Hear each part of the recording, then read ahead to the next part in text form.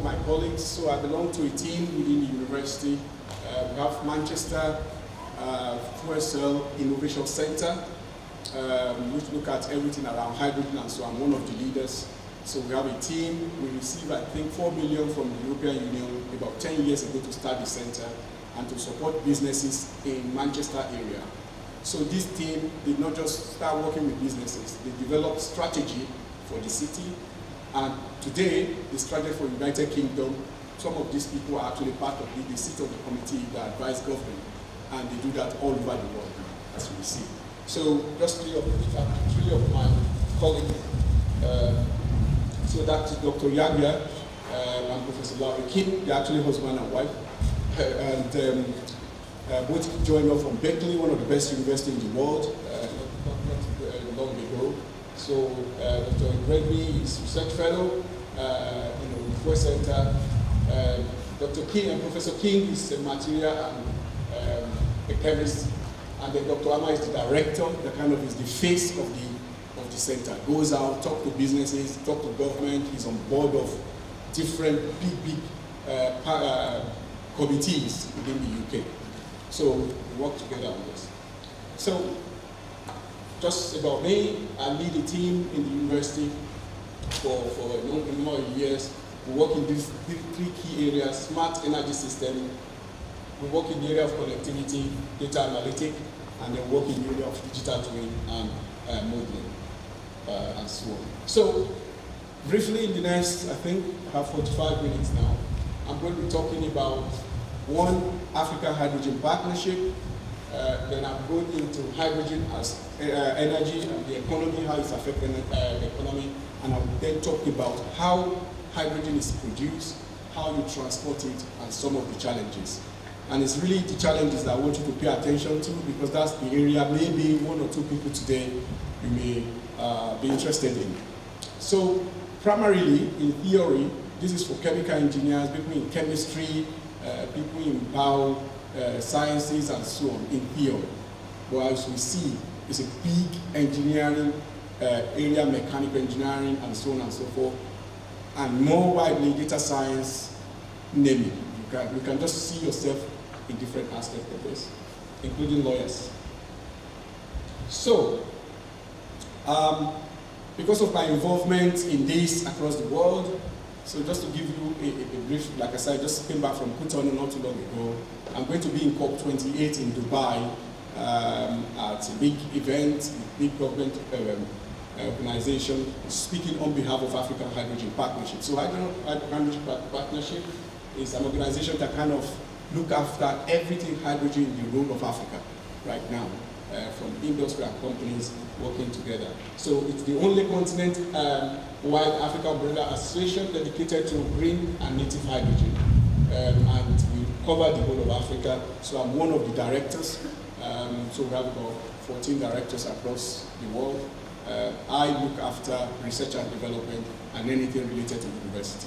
So universities in Nigeria, Abuad, Afe Babalola University in Idokiti, is in the process of actually joining us technically now, because they've submitted all the things and came as part of us. And we're already looking at research, working with them in some different areas of research. So these are some of the members, from big companies like Anglo America, Genset from Israel, Moko from Lagos Free Zone just joined us. Lekki West, where the Dangote is. So because they just joined us recently, and so on and so forth. So I hope you can see that picture. So this picture is really looking at what hydrogen is about. I'll come to what it is exactly at some point. I just want to paint the economic picture to you. So the whole concept of hydrogen is you get water, you split H2O in water into two, all right? So you have oxygen, and you can use that oxygen, purify it, and you sell it. For people who can use it in the hospital as oxygen, when you are treating people. And the H2, the hydrogen, as a molecule, can just be used just the way you use your petrol. You can also add ammonia to it. You can add natural air, nitrogen from air, you add it to it, it becomes ammonia. Ammonia is what you use for making fertilizer, right? So you can do the different things that you can use it for. But what is interesting is the world is doing all this for a reason that I'm going to be telling you. But in Africa, we have a different reason, or similar reason, but we have a slant. The rest of the world needs this for decarbonization because they think climate change and everything. And I think you can see it. I grew up in Ilorin. When I was driving around GRA, I see a huge difference from, maybe 35, 40 years ago when I was growing up here. It's very different. I think part of it will be climate change. So in order to decarbonize, you need to use green energy. And I will explain to you why hydrogen is actually the best of them all. But in Africa, our problem is not just green, it's that we don't have energy. As we've been in the room here yesterday, there was power cut a few times, right? Was that exactly blackout? So I don't know, I've lived in the UK for 21 or so years now. Throughout that period, I've only seen power cut once, ever. Okay, twice. The one was that they wrote an email. They sent me a letter that there will be power cut in my area, and he gave us like 1 week and so on. I wasn't even at home, so I didn't know. The second one was a problem in my former office at Lancaster, and there was power cut for a few hours. That's all I know for 20-something years. Okay, so, and it's possible. So our problem is not, so they have used energy all this year. Many countries are like this. I just came back from Saudi Arabia. Before I went to Cotonou, I was in Saudi Arabia, Daman University, Aramco. I was there as a visiting academic. Again, the same, electricity, power cut is not something anybody would think about, right? But we still have that issue here. And it's not only Nigeria, it's all across Africa. So our problem is not just energy. We want green energy. We need green energy access. Access to energy is very important in Africa. That's number one. Number two is the fact that, you see, there are different types of economy. There are three economies, okay? The first one is extractive economy. It's an economy where you go in there, there's a land, and maybe there's a material, natural material there, and you just extract it and you sell it. I saw a few as I was coming on the plane, you see like a land, and there's excavation, maybe it's for cement, or they are getting some minerals from the ground, okay? And you just get minerals, you export it, or you sell it somewhere. That's extractive kind of economy, all right? Another economy is industrialized economy. It's how you use resources that you have. If you've been to China in July, I was in Shanghai, you see building everywhere. You see roads. They're just using the resources they have to construct, to design, to construct, and so on. Building big industries. And that's how poverty can be alleviated. When you have people having good jobs, and people know that, okay, I'm in this job, I have skill, I can go to another one, then your manager or guy will have to pay you more because they know that you can easily go to another company, okay? So, industrialized economy. And then the last one is a kind of regenerative economy. It's an economy that's already industrialized. And then they begin to talk about optimization. How can we use better energy? How can we, like what I was talking about yesterday, I can see how it was a bit difficult for some, it will be a bit inconvenient for some people because they think, look, thank God that you have a job. You have a job, you should thank God. Not coming here to tell us you are a woman, then you want more, okay? Why? Because we think having a job is almost somebody's doing you a favor. So you don't come here and then tell me you are from this ethnic community or you are this region or whatever, we should treat you fairly or something like that. But we need to move beyond that because actually the next one is regenerative. But I want to tell you today that we are actually not at industrialized level yet. And I hope you will agree with me. The clothes you are wearing, the shoes you have, the pen that you hold, many of those, some things they are not produced here.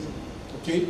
But hydrogen is a great opportunity. And part of why they are not produced here is that there's no energy. Actually, there are companies that closed down in Nigeria and moved to another country because they couldn't get constant electricity. So actually, energy is good for industrialization, right?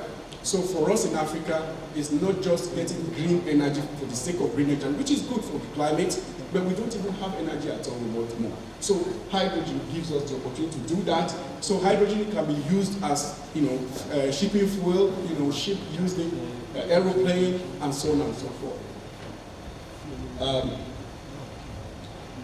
So in the short term in Africa, we are looking at a station where you use hydrogen to generate electricity, But in the long term, you can actually export it just the way that we export petrol today. We export it and so on and so on. I will explain to you why Africa, why Nigeria. We'll talk about that as a whole. So this graph, I'll come back to it later, but this particular graph, I don't think it's very clear. It's a graph that is just showing every country in Africa. And actually, except maybe one of them or two, so the graph is showing a company, the electricity distribution company in each country. So they have capital expenditure and they have operational expenditure, you know. So you are operating a company, a business, and you expect that business to kind of generate money, okay? But what is happening with African electricity distribution company is that they, basically money that they receive from customers every month or every year, some is like half of what they spend. And that's why it's not sustainable. So a part of that is stealing. People are stealing electricity. This is not Nigeria alone, by the way. It's all over Africa. Some people bypass meter, that's a Nigerian thing. Some people use power, you know, because they are senior people in organization, in government and things like that, which is a shame, you know. The fact that you are a senior military man or you are a senior government official, that's the reason why some government ministries don't pay electricity bill. Okay, and that is why we are where we are. So these are some of the problems. I will show you that statistic. Let me explain it to you now. I don't know whether it's clear. You see, this is Germany, okay? UK and France. The population of Germany is 63. The population of UK is 68, 83, 68, and 83 and 67. So the total population of these three European big countries, 218. When you look at their electricity, they generate, you know, Germany generates 211 gigawatt in capacity. This one has 76 and 136. That's 423. So let's look at Africa. So this is Nigeria here, population of 213, which is almost 218, okay? But that's what the capacity. We don't generate this. We do about 3 or 4. But let's say we can even do the whole of this is the capacity that we have. 5.5 compared to 420 gigawatt. Okay? When you compare that to Tanzania, Ethiopia, and you sum all of them to see 2, 5, and so on and so forth. So that's the situation here. Honestly, it's ridiculous. Because what it really means is that the whole energy that we generate in Nigeria may be a particular factory, yeah, in a country we easily just, you know, in fact, if you have like a cluster, industrial cluster in some countries, we generate that to meet their need and maybe villages around them. But that's what all of us rely on, and of course, that's why we have power.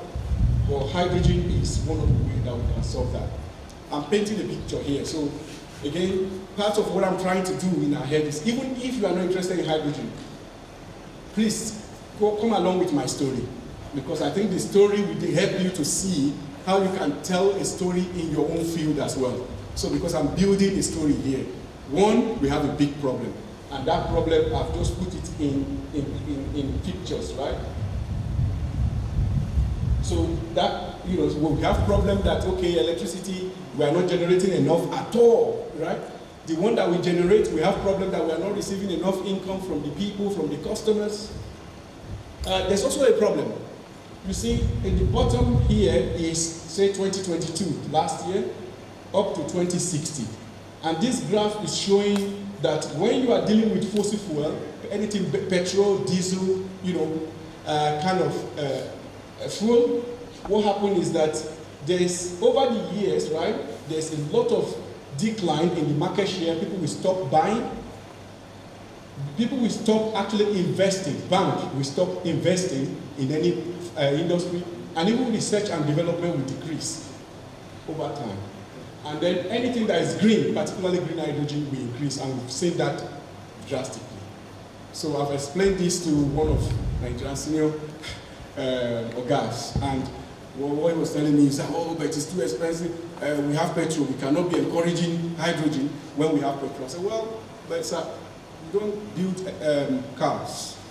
You don't have factories that build cars. Everything that we use that depend on petrol are actually built mostly by other countries. So when the countries stop manufacturing them, which is what they are doing now, you know, Volvo has announced, a few countries around the world have announced they are not going to manufacture diesel car anymore. If they move to petrol car and they say, okay, the car has to be electric or it has to be hydrogen or something like that, well, so you can see how we continue. So it's just like someone saying, oh, I don't like this digital phone, okay, because I like my analog phone. No problem. You know, they will just come to a time where everybody will say, well, we communicate on WhatsApp now. Right. So when we move to WhatsApp, do get me? So that is exactly what's happening here. So over the years, in the next, say 20 years, actually 20 is a lot, you know, even in 10 years, because the target is about 2030, 8 years, and so on, this is the trend that is going to carry on. And that is why this is important.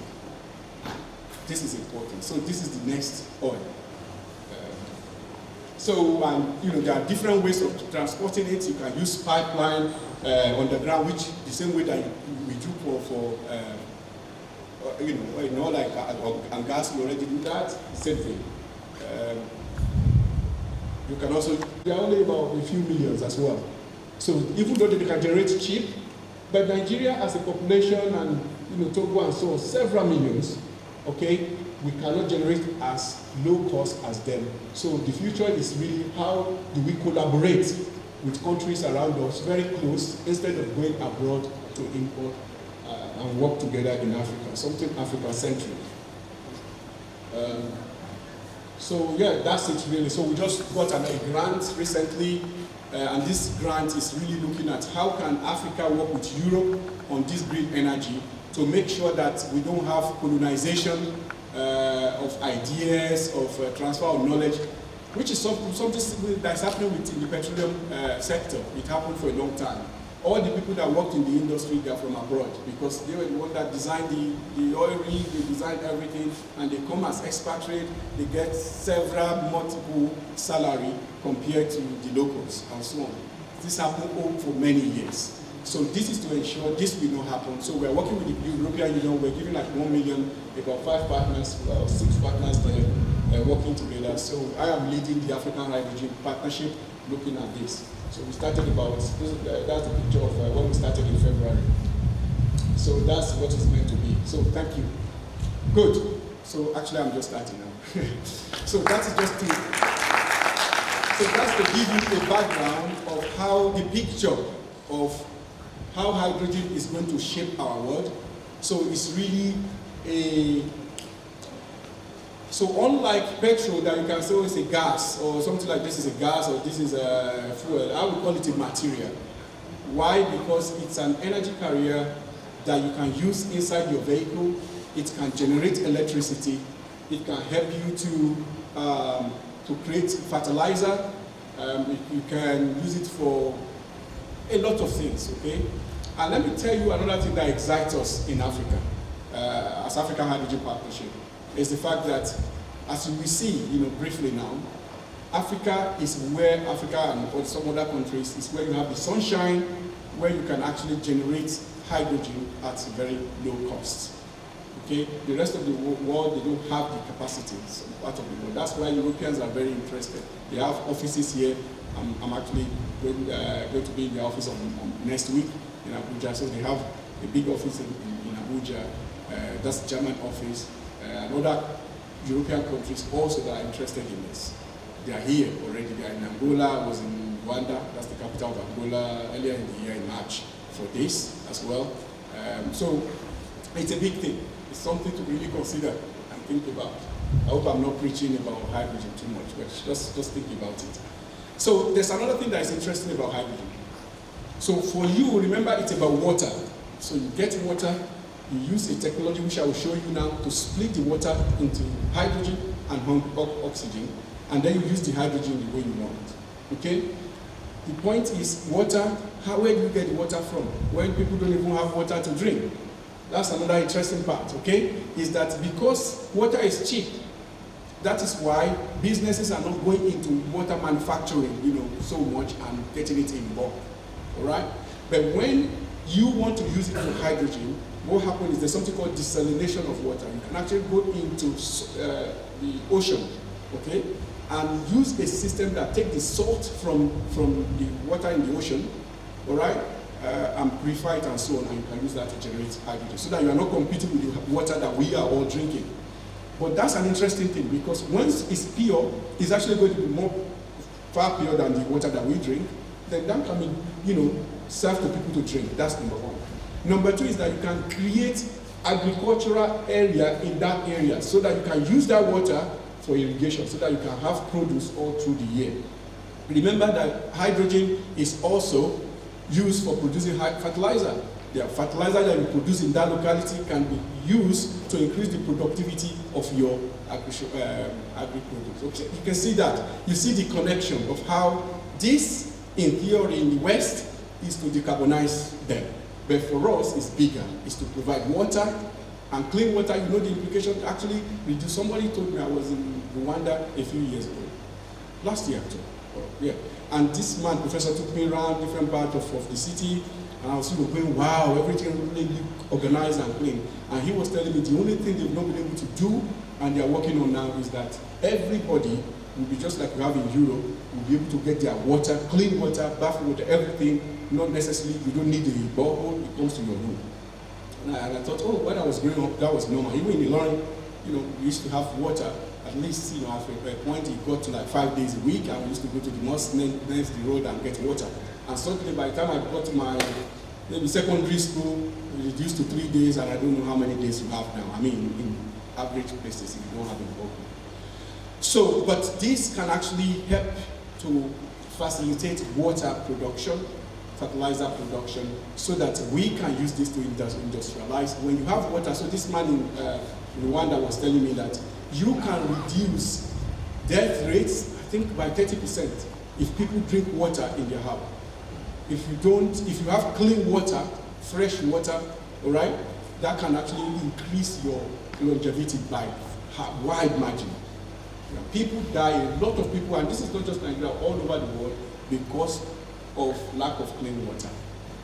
Okay? So imagine if everybody in Nigeria, you have water piped into your house, and you can basically get water for everything that you need. You can wash your hands as many times as you want, and so on and so forth. So this is what hydrogen can enable. So this picture is a picture, by the American Government Energy Center. So it's just showing that, this is how we use energy, for distribution, for heating, for AC, cooling, for producing chemicals, metals, ammonia, fertilizer, synthetic for transportation, and so on and so forth. And the way we currently do it is, we use fossil fuel like petrol, gas, natural oil, and nuclear to generate electricity, and we then pass that through the grid, and some country, through the gas infrastructure, and then that's how we use energy today. But, the point is, we talked about sustainability, we talked about carbon intensity of fossil fuel, and the problem with that. So we want to reduce that, and then increase the use of alternative sources of energy, so that we use solar, wind, nuclear, geothermal, tidal, and so on and so forth. Okay, so we are moving really from the use of petrol and so on to green energy. So that's the way the world is moving. That's the direction, right? Okay, but there's a problem really generally with renewable energy.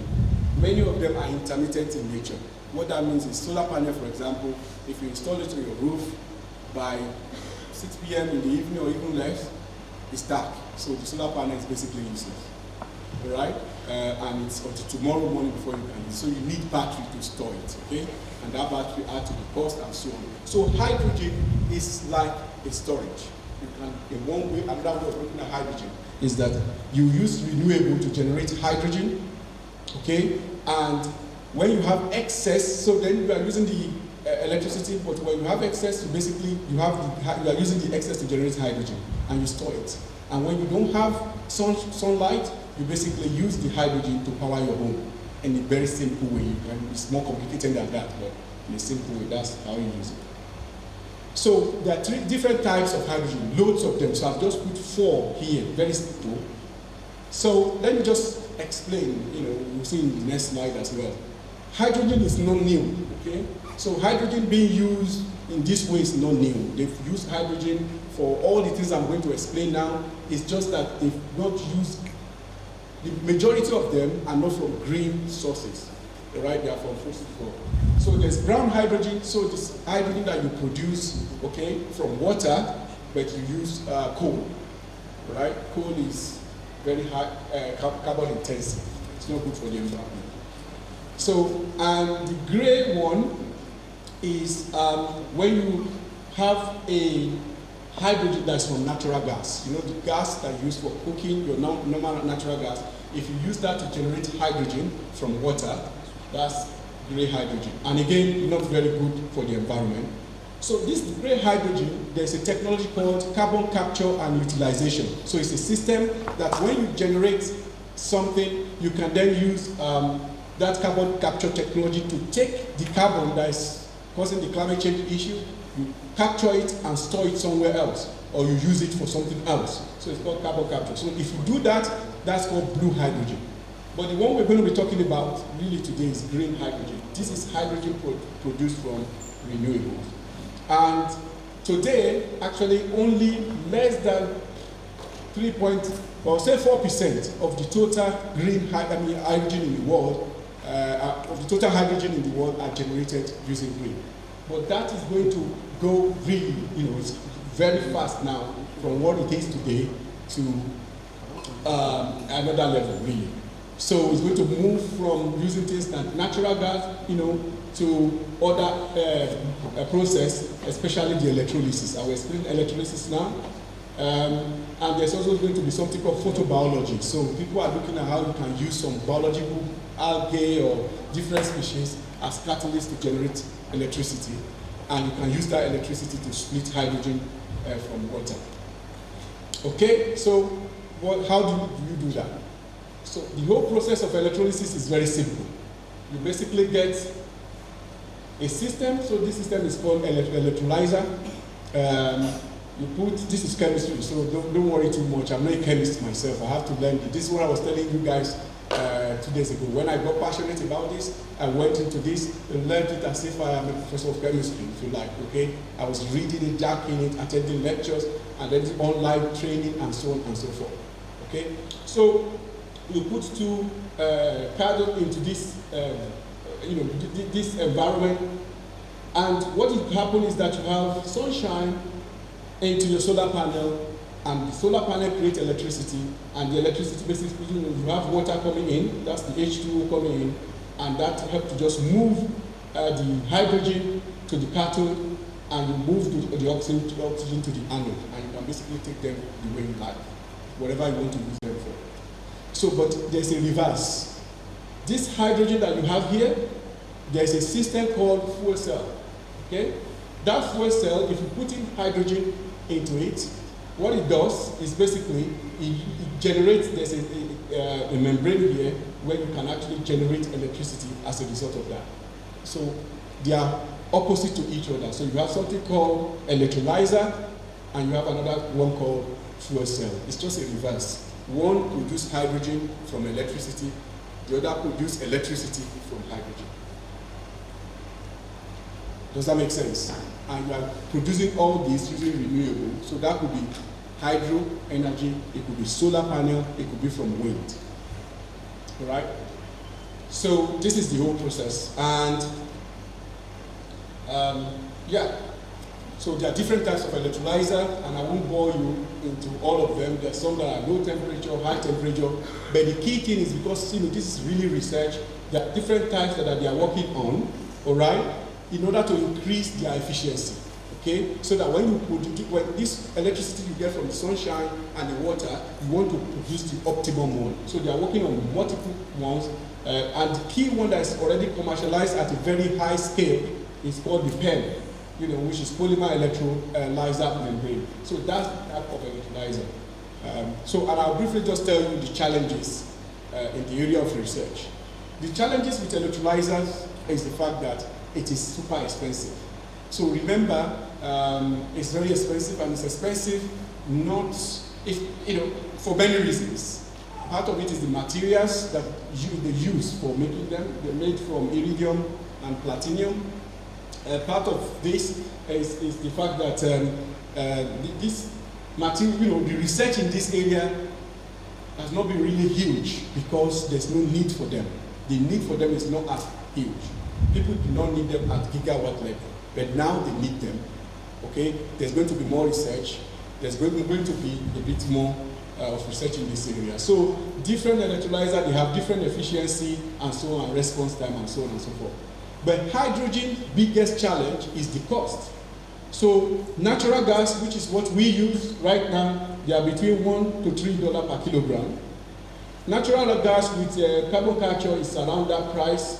Coal is even cheaper, but look at the price of hydrogen.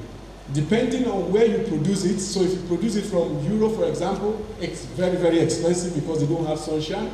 If you produce it from part of Africa, they are, like $5, but they are part of the world like Saudi Arabia or where you have intense heat, that it can actually be even more, much cheaper. But this is the target. The target is that by what year? So 2020, so let's say this is where we are. The aim is that by 2025 it will be $2 per kilogram, and by 2030 it will be cheaper than petrol. Does that make sense? So if they can meet that target, which is what the whole world government are spending money on this all over the world, all right? They reach that target, it is green, it is, it has a price that is cheaper than what you are currently using. Everybody move there, and it helps you in doing many things that you want to do. Okay, so this is just talking about as we increase the number of electrolyzers around the world, because there are very few of them, as we have more of them, the price of this electrolyzer will come down. As more people are consuming hydrogen, using it for manufacturing and so on and so forth, prices will come down as well. Okay, so this is just showing, like I was saying to you, the reason why electrolyzer is expensive. One of them is that, so this is a graph of different materials in the world, all the materials, elements of the periodic table. Iridium that they use is around here. So these are very scarce kind of materials. They are very scarce. In fact, not only are they precious, majority, maybe about 90% of those materials are produced in one country alone, South Africa. So that also is a critical problem, because people, if there's a problem in South Africa and they just shut you out, then the world is a problem. Yeah? So that's a challenge. And the question is, what are you going to do about it if you're a researcher? So we have, this is also talking about the scarcity. So we have people all over the world now looking at materials to make electrolyzer that is not platinum and iridium. People are working on different, so these are some of the, actually my colleague that I showed just got 700,000 from the European Professor Laurie, and what she's looking at is iridium catalyst, non-iridium catalyst. So they are looking for materials that is not iridium, just normal material that we currently use all over. How they can use that for the electrolyzer instead of iridium. And people are working on different aspects of that electrolyzer alone, from material to, I have a colleague also, Professor Craig Banks, just got 250,000 to design how this can be 3D printed. So you will design it, and you press the button, and it will be printed by machine. So you don't even need to go to factory, so that you can do it quickly, right?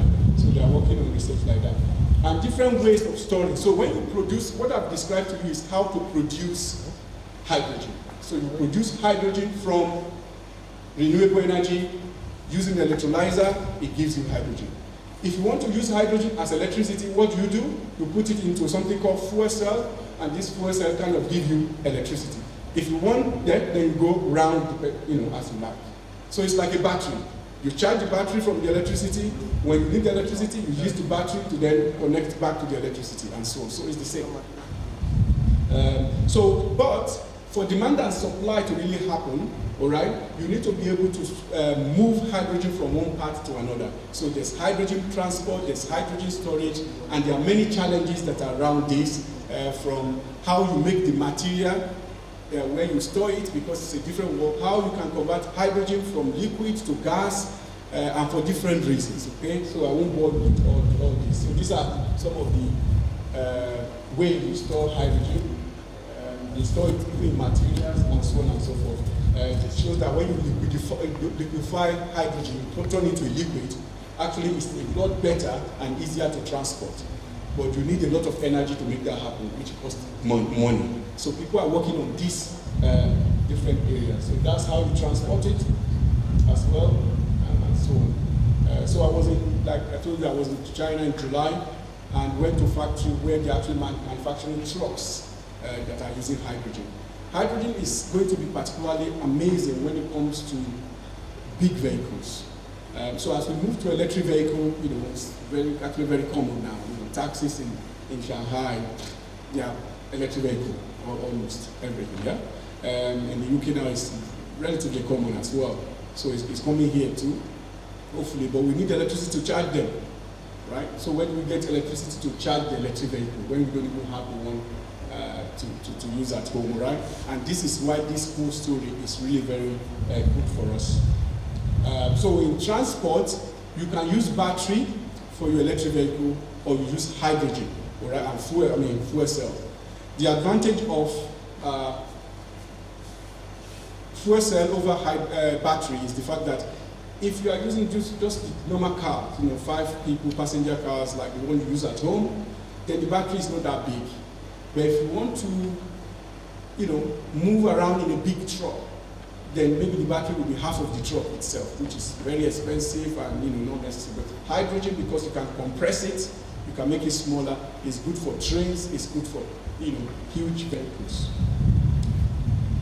So in summary, what I'm trying to say here is the whole hydrogen, you are looking at production of it, you are looking at the storage and distribution, then utilization, how people use it. You can use it for cooking, you can use it for heating, for electricity, for everything, including train and so on. But what we need more is all this infrastructure. Today, they are not there, and in the next 7 or so years, the world will be developing new infrastructure around this.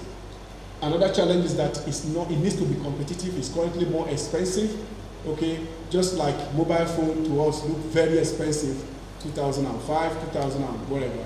But the phone that we own today, if anyone had told you you will spend that much money to buy something that you put in your pocket, I'm sure we would say it's impossible. But we are all buying it now. We are not just buying, we are buying for people. We are buying for our parents, buying for people that we think don't have mobile phone. Why? Because it creates value. You can see the value of mobile phone the same. So that price will come down as a result of economic of scale. So the future also needs skill, and that's why university needs to think about this. If there was the Department of Petroleum Engineering, Department of this that was linked to petroleum before, chemical engineering and so on, then department like this needs to be established across the university. So let me tell you, for example, my role here, I'm not doing production, I'm not doing hydro, I'm not a chemist, but let me tell you something that I'm working on. You see, I showed you earlier on that there are several types of hydrogen, and there are implications for each of them. Today, the cost of producing hydrogen from coal is so low, all right? So if I produce hydrogen from green energy, like renewable, and maybe it costs me $5 to even produce it, let alone sell it. So that means I have to sell it at maybe about $6 or whatever to be able to break even or more. If somebody then produces hydrogen from coal, actually we just color code them just for the sake of it. The hydrogen that is produced from coal or producing from renewable, they look exactly the same, they smell exactly the same, there's no difference between them.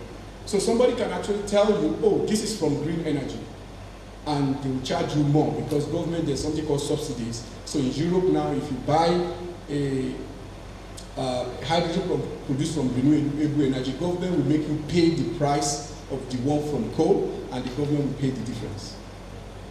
You understand? So just to encourage people, using the green one, all right?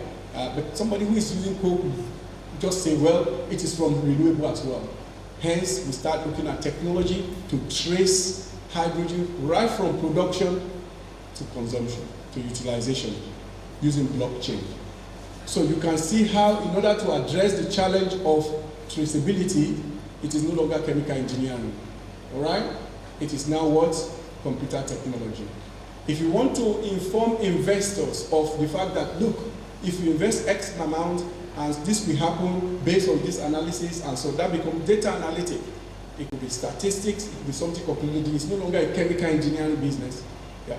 If you think, okay, how do we bring different companies together? The company that is manufacturing fertilizer, we bring them next to the company that is an agricultural company next to the one producing plastic or producing something, and so on and so forth. How do we bring them together? When you look at the heart of it, it's not chemistry. Actually, it's business, pure business, right? And that requires business, it requires lawyers, it requires different people. So that is the way you might also look at this. So this, I've just put this at different sectors. So this is how to produce hydrogen. So this is purely technology. This is how to move it from one side to another. This is how to store it from filling stations. We have filling stations around here, the same we're going to have for this. This is how to transport it. You can use vehicles and so on and so forth. And some non-transport applications like heating or cooling, industrial heat, power generation, chemical feedstocks in chemical industry, and their services like marketing and training, finance and legal, policies and regulation. In fact, policy is a big one. How do you write standard for the use of hydrogen for people that are working hydrogen? There's safety issues with hydrogen because you can actually use hydrogen to make bomb. There's hydrogen bomb. So how do you ensure that this thing that is so flammable, it doesn't catch fire and burn everybody down, right? So there's also skills. So a few years ago, our center got funding from the UK government, European government and British Council to train people from secondary school, not university level. And this is what I was saying on the panel yesterday about STEM. So because they knew that this is going to be big, many years ago, they actually funded many projects to go to secondary school to start teaching kids on how to produce hydrogen, how to transport it, how to do all that, so that kids will know that this is an area where I can get a job, and when they are selecting their jam, they can fill in something in this area. So this is actually, when we start talking about career and so on and so forth, at university level, it's too late, because you've already, many times you've made up your mind. So it's at secondary. So we got that grant, and we worked on it for about 3 years, completed. So it's actually been translated to about 4 or 5 languages now. Apart from English, there's French, there's Portuguese, and some other languages. You can Google it. I think the website is somewhere. You will see some of the materials. You can watch video on it about hydrogen. So that's all from me, really. That's all I want to say. And the key message I want to pass across is that hydrogen is really what I call an enabler. An enabler, because even though it's a particular material, it's a material that can be used to attract opportunity from different sectors. All right, so that could be water, for example. It could be in agriculture. It could be in productivity. So some people are thinking of exporting hydrogen when they produce green hydrogen, because the rest of the world cannot produce it at that price. So Germany will be buying from Africa, UK and some countries will be buying it from Africa. But there's another thing, really. Have you read in the news? Part of the implication of Russia-Ukraine war is the fact that it makes the price of food to go up. Why? Because Ukraine produces a lot of wheat, they produce a lot of food. Many countries in the world produce more food than us. Not necessarily, we have better environment to make it happen, but we are the least fertilized continent in the whole world. We are actually sixth lead. What I mean by that we are 6 times less fertilized than many parts of the world, compared to China, compared to Europe. Africa don't fertilize their land enough, and that affects productivity. And that is why you cannot compete by exporting your goods. You cannot compete across the world. So this is an opportunity actually to be able to increase our fertilization, so that instead of exporting green molecules, like green hydrogen, you can actually export food. But that food production, higher productivity, is enabled by hydrogen and so on and so forth. So thank you.